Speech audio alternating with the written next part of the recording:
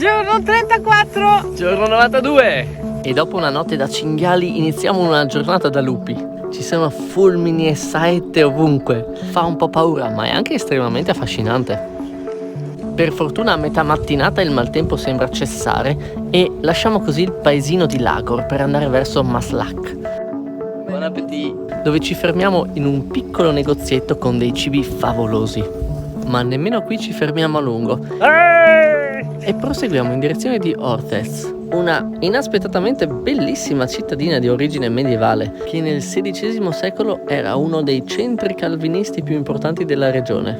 E ci attardiamo così tanto che veniamo sorpresi nuovamente dal temporale. Una nube stranissima ci viene incontro e inizia a piovere copiosamente. Quindi, come soluzione estrema, chiediamo a un uomo se possiamo accamparci sotto il suo tetto.